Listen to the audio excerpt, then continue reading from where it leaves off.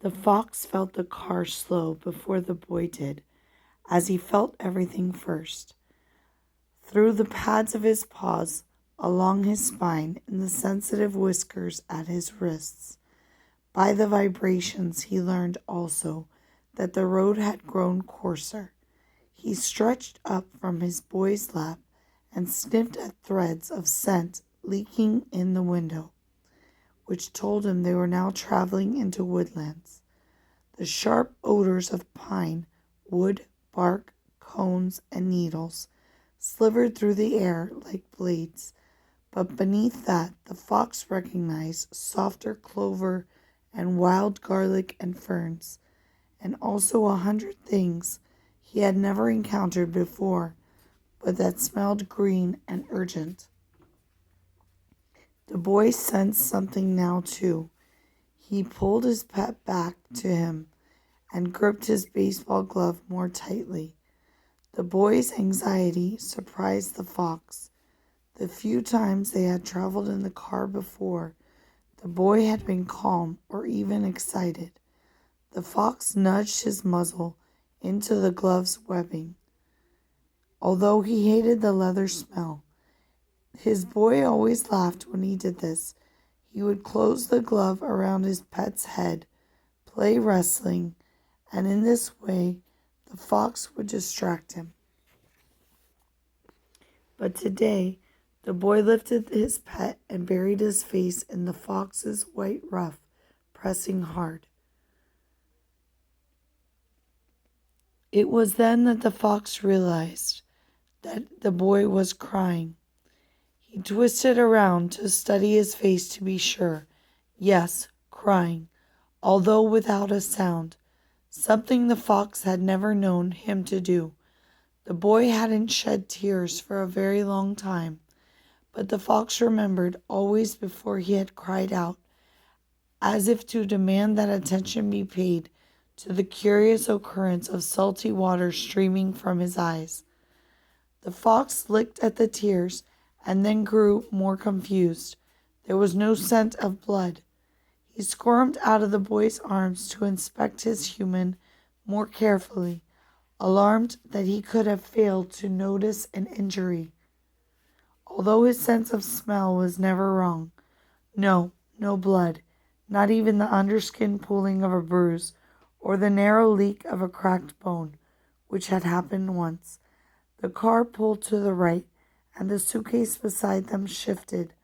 By its scent, the fox knew it held the boy's clothing and the things from his room he handled most often. The photo he kept on top of his bureau and the items he hid in the bottom drawer. He pawed at a corner, hoping to pry the suitcase open enough for the boy's weak nose to smell the favored things and be comforted. But just then the car slowed again, this time to a rumbling crawl. The boy slumped forward, his head in his hands. The fox's heartbeat climbed, and the brushy hairs of his tail lifted. The charred metal scent of the father's new clothing was burning his throat. He leaped to the window and scratched at it. Sometimes at home his boy would raise a similar glass wall if he did this. He always felt better when the glass wall was lifted. Instead, the boy pulled him down into his lap again and spoke to his father in a begging tone. The fox had learned the meaning of many human words, and he heard one of them now. No. Often the word no was linked to one of the two names he knew, his own and his boy's. He listened carefully, but today it was just the no, pleaded to the father over and over. The car juddered to a full stop and tilted off to the right, a cloud of dust rising beyond the window. The father reached over the seat again, and after saying something to his son in a soft voice that didn't match the hard lye scent, he grasped the fox by the scruff of the neck. His boy did not resist, so the fox did not resist. He hung limp and vulnerable in the man's grasp. Although he was now frightened enough to nip, he would not displease the humans today. The father opened the car door and strode over gravel and patchy weeds to the edge of the woods. The boy got out and followed. The father set the fox down, and the fox bounded out of his reach. He locked his gaze on the two humans, surprised to notice that they were nearly the same height now. The boy had grown very tall recently. The father pointed to the woods. The boy looked at his father for a long moment, his eyes streaming again, and then he dried his face with the neck of his t-shirt and nodded. He reached into his jeans pocket and withdrew an old plastic soldier, the fox's favorite toy. The fox came to alert, ready for the familiar game. His boy would throw the toy, he would track it down, a feat the boy always seemed to find remarkable. He would retrieve the toy and wait with it in its mouth until the boy found him and took it back to toss again. And sure enough, the boy held the toy soldier aloft and hurled it into the woods. The fox's relief, they were only here to play the game, made him careless. He streaked towards the woods without looking back at his humans. If he had, he would have seen the boy wrench away from his father and cross his arms over his face, and he would have returned. Whatever his boy needed, protection, distraction, affection, he would have offered. Instead, he set off after the toy. Finding it was slightly more difficult than usual, as there were so many other fresher odors in the woods, but only slightly after all. The scent of his boy was also on the toy. That scent he could find anywhere. The toy soldier lay face down at the burled root of a butternut tree, as if he had pitched himself there in despair. His rifle, its butt pressed tirelessly against his face, was buried to the hilt in leaf litter.